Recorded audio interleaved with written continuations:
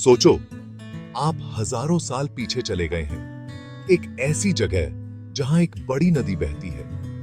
यहीं पर सिंधु घाटी सभ्यता फलती फूलती थी, जो दुनिया के सबसे पुराने शहरों में से एक थी। लगभग 7300 बीसीई में शुरू हुई यह सभ्यता आज के पाकिस्तान और उत्तर पश्चिमी भारत में फैली हुई थी। इस युग के लोग कुशल किसान, कारीगर और व्यापारी थे। वे सुनियोजित शहरों में रहते थे, सुंदर मिट्टी के बर्तन बनाते थे और यहां तक कि उनकी अपनी लिपि भी थी। सिंधु घाटी सभ्यता अपने समय का एक अजूबा थी। यहां के लोगों ने शहरी नियोजन, जल प्रबंधन और शिल्प कौशल में उन्नत तकनीकें विकसित की। उन्होंने मेसोपोटामिया सहित दूर दराज के देशों के साथ व्यापार किया, जो उनके दूरगामी प्रभाव का प्रमाण है। फिर भी अपनी उपलब्धियों के बावजूद सिंधु घाटी के लोग एक रहस्य बने हुए हैं। उनकी लिपि समथे आज तक पढ़ी नहीं जा सकी है, जिससे उनकी संस्कृति और मान्यताओं के बारे में कई सवाल अनुत्तरित हैं। 1900 बीसीई के आसपास इस महान सभ्यता का पतन अभी भी इतिहासकारों के बीच बहस का विषय है। कुछ सिद्धांत जलवायु परिवर्तन और बदलते नदी के प्रवाह को संभावित कारण मानते हैं।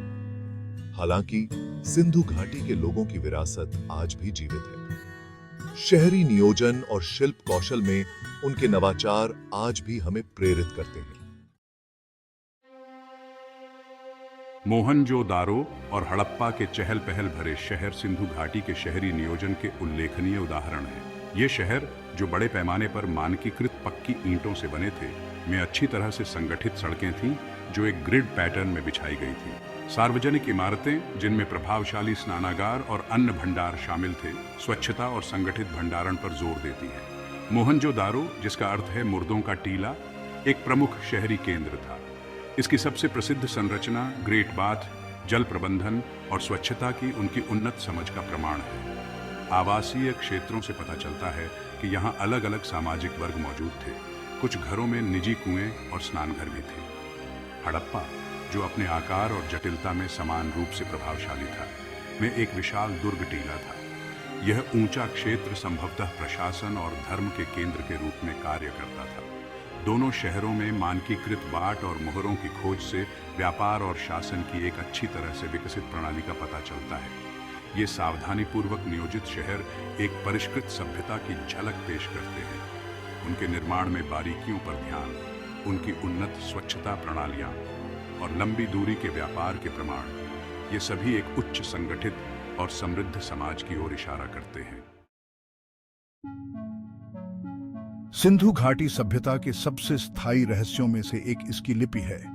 मोहरों, मिट्टी के बर्तनों और अन्य कलाकृतियों पर पाई जाने वाली सिंधु लिपि में सैकड़ों प्रतीक हैं, जो अक्सर जानवरों के चित्रण के साथ होते हैं।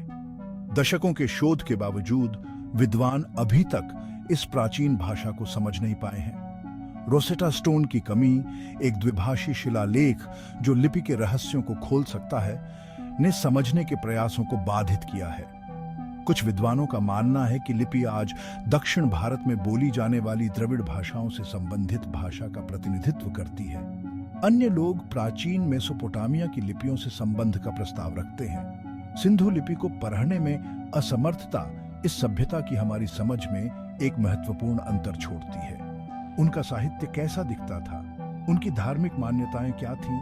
क्या शाही राजवंश और महाकाव्य थे? ये सवाल अनुत्तरित हैं, जो इस प्राचीन सभ्यता के आकर्षण को और बढ़ाते हैं। चुनौतियों के बावजूद शोधकर्ता सिंधु लिपि का विश्लेषण करना जारी रखते हैं, इस उम्मीद में कि एक दिन इसके रहस्यों को उजागर किया जा सकेगा। हर नई खोज हमें इस उल्लेखनीय रूप से उन्नत सभ्यता के विचारों और विश्वासों को समझने के करीब लाती है। जैसे ही सिंधु घाटी सभ्यता का पतन हुआ, प्राचीन भारत में इंडो आर्यन लोगों के आगमन के साथ एक नया अध्याय शुरू हुआ।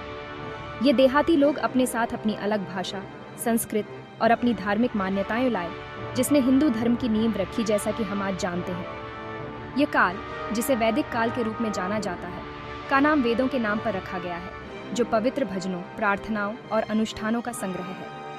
4 वेदों में सबसे पुराना ऋग्वेद प्रारंभिक इंडो आर्यन के जीवन और विश्वासों में बहुमूल्य अंतर्दृष्टि प्रदान करता है। ये भजन उनके सामाजिक ढांचे, प्रकृति के प्रति उनके सम्मान और अग्नि यज्ञों और विभिन्न देवताओं को अर्पण करने वाले उनके जटिल अनुष्ठानों की झलक पेश करते हैं। वैदिक काल में जाति व्यवस्था का विकास हुआ, जो एक पदानुक्रमित सामाजिक संरचना है जो आज भी भारतीय समाज को प्रभावित करती है। कर्म और धर्म की अवधारणाएं, हिंदू धर्म के मूलभूत सिद्धांत इसी काल के दौरान उभरे।